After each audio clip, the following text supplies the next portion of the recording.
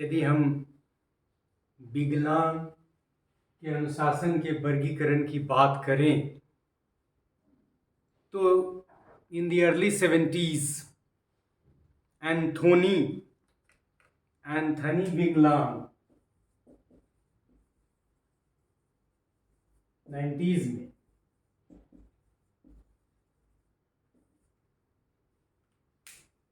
carried out a study to investigate the faculty's judgment about similarities and differences between several academic fields. मैंने एक अध्ययन किया, ये हाल के, चूंकि 1970 की बात है तो आप देख सकते हैं वहीं 50 साल लगभग. These perceptions जो उन्होंने अध्ययन से पाया were classified as, पहला जो किया वो क्लासिफिकेशन था pure versus applied.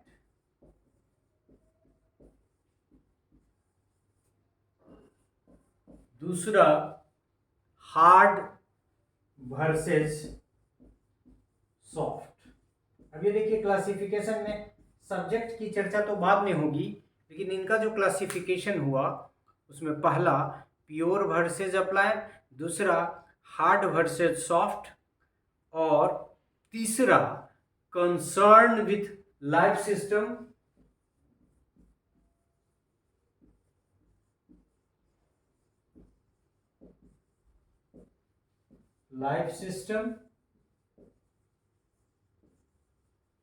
Versus not concern with, पूरा नहीं लिखेंगे, not concern with life system. तो ये तीन तरह से इन्होंने अपने शोध अध्ययनों के आधार पे क्लासिफिकेशन किया डिसिप्लिन का. मतलब वैसा जो प्योर है, वैसा जो अप्लाइड है, जैसे प्योर मैथमेटिक्स, अप्लाइड मैथमेटिक्स, उसी तरह से वो प्योर नहीं कि प्योर मतलब इम्प्योर और प्योर नहीं, pure and applied. Pure obvious है कि थ्योरेटिकल एस्पेक्ट की तरफ इशारा कर रहा है, यहाँ डिसिप्लिन की बात करें, अप्लाइड जिसका एप्लीकेशन जाता है. So these concepts were classified as pure and applied. Hard versus soft, जिसमें कहा कि पैराडायग्मेटिक वर्सेस नॉन पैराडायग्मेटिक भी इसको कहा. पैराडाइम वाला जो पारा, इसको कहा इसको अभी कह सकते हैं हार्ड की जगह पैराडाइमेटिक, पैराडाइम DIG, ठीक है. पैराडाइग्मेटिक वर्सेस नॉन पैराडाइमेटिक, वर्सेस यहां कर दें, मतलब सॉफ्ट को कहा नॉन पैराडाइमेटिक, यहां मैं सिर्फ P लिख देता हूं. And the third concern with life system, और थोड़ा बहुत तो आपको क्लियर हो ही गया होगा अनुमान से कि थ्योरेटिकल थोड़ा ज़्यादा होगा, ये कंपैरेटिवली एप्लीकेशन एस्पेक्ट होगा, ये हार्ड सब्जेक्ट और ये सॉफ्ट सब्जेक्ट है. ऑब्वियस है कि hard subject, hard skill, soft skill के टर्म में कुछ इससे मीनिंग निकाल सकते हैं आप. आगे हम लोग और इसका उद्भेदन करेंगे. और दूसरा concern with life system, obvious है जिसका जिंदगी में कुछ करने का है, डाइजेस्टिव सिस्टम वगैरह आएगा, और ये फिर लाइफ सिस्टम का नहीं है, कुछ और की स्टडी, मतलब ह्यूमन बॉडी वगैरह का की स्टडी से नहीं, कुछ और होगा. तो बायोलॉजी लिविंग और नॉन लिविंग के टर्म में हो सकता है. आगे देखें. So pure versus applied. Pure discipline is for the study to find knowledge and not for application. As for example mathematics is a pure discipline. अब इन्होंने कह भी दिया कि mathematics is a pure discipline. Mathematics does not depend upon the world around, rather it solves problems, find facts and answer questions. अब इनका अपना classification, इसके अपने लॉजिक्स हैं, इस पर हम लोग कोई आर्गू नहीं करेंगे, जस्ट वी शैल इन्फॉर्म. यदि आपको आर्गू करना है तो फिर आप अपने क्लासिफिकेशन की बात करिए और इसकी विवेचना कीजिए और कंपेरिजन कीजिए, then you will be able to write an article और research paper. But according to this, mathematics is being considered as one of the pure discipline. Mathematics adds to the body of knowledge. In mathematics, not every knowledge can be applied to the world around us directly. Obvious है, सारे knowledge का direct implication नहीं है, लेकिन ऐसा तो कोई knowledge है ही नहीं जिसका इम्प्लीकेशन नहीं है। और कम से कम एकेडमिक वर्ल्ड में पढ़ाने में तो हर नॉलेज का इम्प्लीकेशन है। Pure discipline refers to those disciplines that tend towards fundamental research. मतलब ये थ्योरी जनरेशन जो हम लोगों ने कहा था, फंडामेंटल रिसर्च। और फंडामेंटल रिसर्च क्या करता है? To add something in the fund of knowledge. तो इस तरफ भी आप कह सकते हैं कि this the pure discipline works to add something in the fund of knowledge. So pure discipline refers to those discipline that tend towards fundamental research. The systematic observation of phenomena solely for discovering unknown facts which may develop into theories. वही theory develop करने की तरफ. The product of this discipline is some kind of new knowledge, वही to add in the fund of knowledge. Simply, a pure discipline is a discipline that involves a study purely for the sake of knowledge and not for its application. तो ये अंत में कहा कि ज्ञान के विस्तार के क्रम में जब कोई भी विषय मदद करता है तो वो प्योर की श्रेणी में आएगा, क्योंकि वो ज्ञान के फंड में कुछ वृद्धि करता है। उसका प्रायोगिक उपयोग हो या ना हो डे टू डे लाइफ में, लेकिन वो नॉलेज क्रिएट करता है। Simply A pure discipline is a discipline that involves A study purely for the sake of knowledge and not for its application. Pure physics मतलब प्योर फिजिक्स का मतलब सिद्धांत वगैरह को क्रिएट करना। Pure chemistry, pure history and so on. मतलब उसमें कोई एक डिसिप्लिन, शुरू में तो कहा कि मैथमेटिक्स, क्योंकि रीजन और लॉजिक है वहाँ, लेकिन बाद में ऐड कर दिया फिजिक्स को भी, केमिस्ट्री को भी, हिस्ट्री को भी, और उसके साथ सब लगा दिया प्योर एंड सो। मतलब जो पार्ट डिसिप्लिन के उस पार्ट में, जिस पार्ट में नॉलेज जनरेशन होता है, उसको विकलांग के अनुसार वो प्योर है। Applied discipline relates existing knowledge from one or more discipline and solves the problems related to the world around us. As for example, human resource development, HRD, human resource development, engineering and education, इसको कहा कि applied. Training दीजिए, teacher बनाइए, education दीजिए और educational field में भेजिए, engineering दे दीजिए, नक्शा बनाएगा, और फिर ह्यूमन रिसोर्स डेवलपमेंट मैनेजमेंट वाला aspect. Human resource development draws from pure disciplines.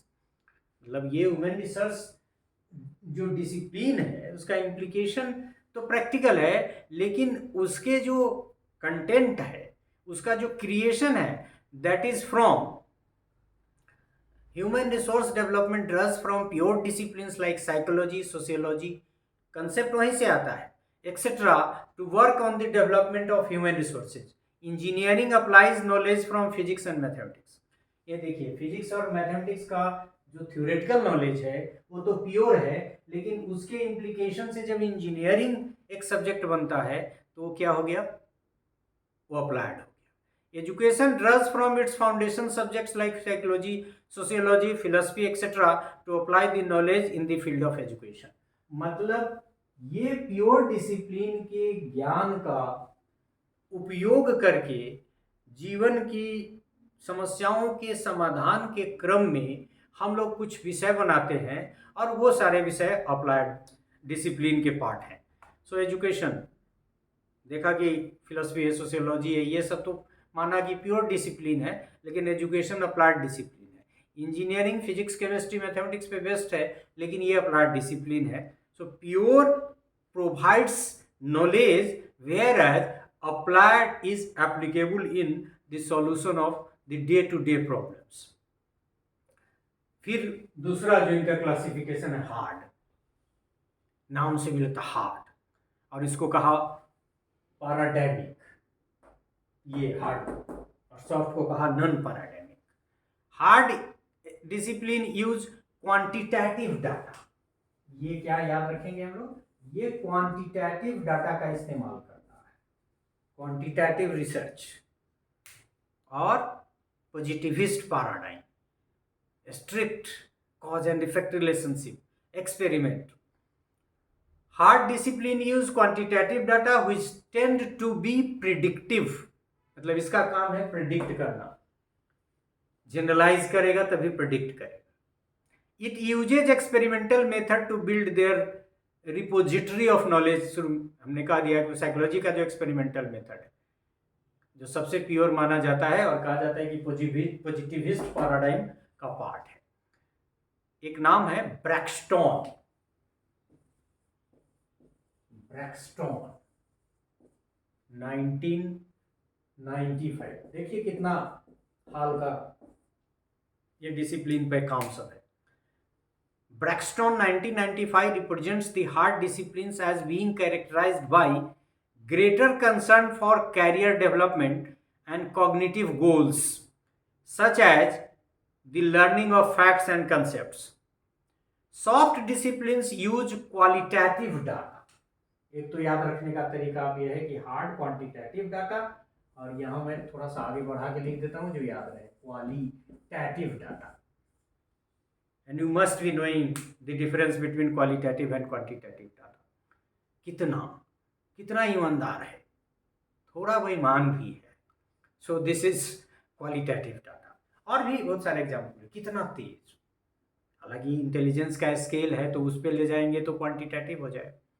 So soft discipline use qualitative data and usually do not employ experimental method। मतलब एक तरह से इशारा किधर कर रहा है, तो एंटी पॉजिटिविस्ट पैराडाइम का, इसीलिए यहां लिख दिया non paradigmatic. So and hence do not rather can not make conclusive predictions. वहीं probability sampling technique, non probability sampling technique, distribution free, normal, और कुछ वहां से भी आप पिक कर सकते हैं। तो एक्सपेरिमेंटल मेथड का इस्तेमाल ये नहीं करता है, कौन, सॉफ्ट। इसीलिए हार्ड का मतलब है एक्सपेरिमेंट इज हार्ड, जिसमें रिस्ट्रिक्शन बहुत सारे इम्पोज्ड है, उसका इस्तेमाल आप सामान्य परिस्थिति में नहीं कर सकते हैं। Language, law, anthropology, education etcetera are some of the soft disciplines.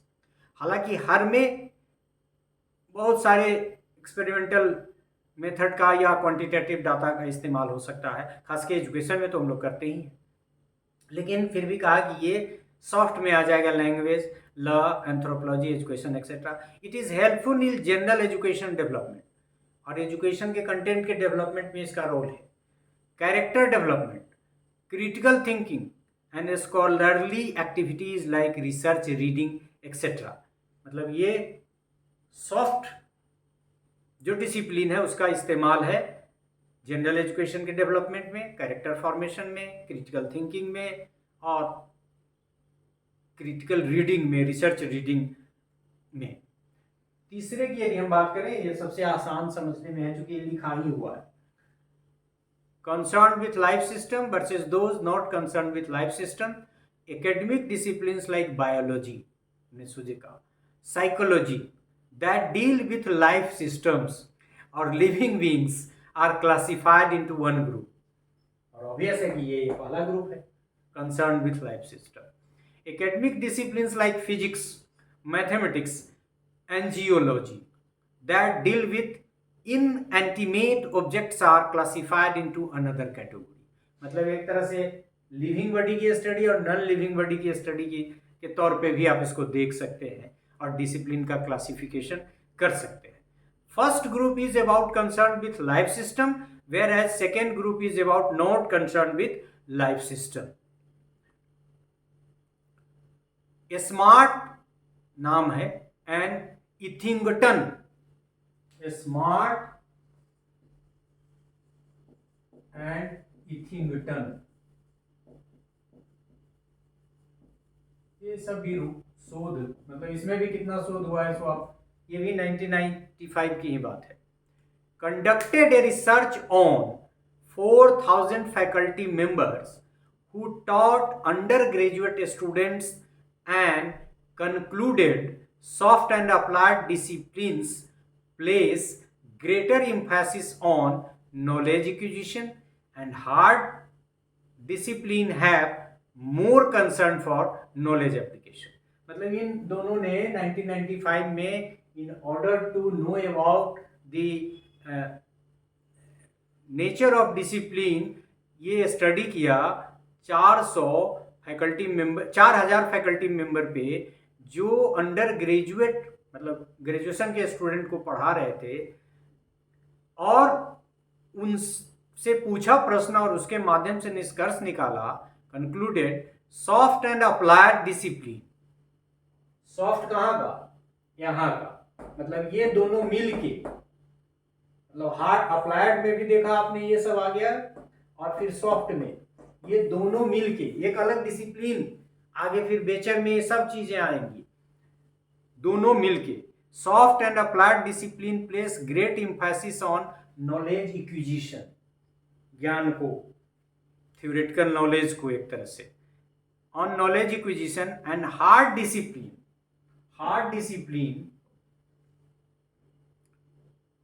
have more concern for knowledge application। है ये इन्होंने एप्लीकेशन पे कहा, वो जनरेशन पे कहा। Knowledge integration and application where both perceived to be more important in the applied discipline than in pure। मतलब applied discipline में नॉलेज का इंटीग्रेशन एंड एप्लीकेशन ये लोगों ने पाया कि ज़्यादा है, मोर इम्पोर्टेंट है, किसकी तुलना में? अप्लाइड डिसिप्लिन की तुलना में, applied discipline than in pure discipline. मतलब knowledge integration and application where both perceived to be more important, मतलब ये दोनों integration and application perceived were more important, किसमें? अप्लाइड में, किसकी तुलना में? अप्लाइड में किसकी तुलना में? प्योर की तुलना में। तो ये integration of knowledge and application of knowledge was more in applied but less in pure. तो इस तरह से हम लोगों ने देखा, एक तो ये कि जो ये क्लासिफिकेशन है ये किसी सब्जेक्ट के टर्म में नहीं है, और ऑब्वियस है कि ये नया क्लासिफिकेशन है, तो जो नए नए परिवर्तन हुए हैं वो सब इसमें समाहित है। और ये वर्गीकरण का आधार ये पहला दूसरा तो देखे कि प्योर और अप्लाइड है, और ये हार्ड एंड सॉफ्ट है। ये एक्सपेरिमेंटल डिजाइन वगैरह की बात करता है, क्वांटिटेटिव डाटा की बात करता है, ये क्वालिटेटिव डाटा की बात करता है, और ये फिर थ्योरेटिकल एस्पेक्ट की बात करता है, ये प्रैक्टिकल एस्पेक्ट की बात करते हैं जिसका एप्लीकेशन ज़्यादा है। और ये भी कहा कि ये जो अप्लाई है इसको भी लर्निंग मटेरियल जो सप्लाई करता है वो प्योर का ही है, प्योर फिजिक्स, प्योर केमिस्ट्री, मतलब उनका जो थ्योरेटिकल बैकग्राउंड है उनकी मदद से फिर नया फील्ड जनरेट हो रहा है। तो ये भी आप कह सकते हैं कि ये पुराना कंसेप्ट है और इसकी तुलना में ये नया कंसेप्ट है जो इसकी मदद से डेवलप हुआ है। और इसी तरह से हार्ड सॉफ्ट को भी देखा, और ये तो मोस्ट सिंपल है कि जिसका इस्तेमाल मानव जीवन के अध्ययन में है, और जिनका मानव से इतर जो अध्ययन के विषय वस्तु हैं जो नॉन लिविंग ऑब्जेक्ट्स पे है, तो वो उसकी स्टडी करता है। तो बिगलांग और बेचर के क्लासिफिकेशन में 3 तरह का क्लासिफिकेशन है, प्योर और अप्लाइड, और प्योर अप्लाइड का आपस का रिलेशन, हार्ड एंड सॉफ्ट का आपस में रिलेशन, और फिर ये तो life system and without life system पे है। So Biglan classification is modern and of course it was in the year around 1970 के दशक में हुआ है। तो मुश्किल से इसका 50 से थोड़ा अधिक कह सकते हैं कि 70, 50, 20, 22, 23 चल रहा है। और फिर आगे भी एक क्लासिफिकेशन है जो बिगलांग ने बेचर के साथ डेवलप किया है, हम उसकी बात करेंगे। तो इस अंश में हम लोगों ने ये बात की कि बिगलांग के क्लासिफिकेशन जो हार्ड, प्योर और applied, hard and soft, concern with life system, non concern with life system के टर्म में वर्गीकृत किया गया है। और इसमें बहुत सारे सब्जेक्ट समाहित हैं, जो पुराने हैं और पुराने को आधार बना के कुछ नए जो विकसित हो रहे हैं. So this is all about this part of the lecture. Thank you.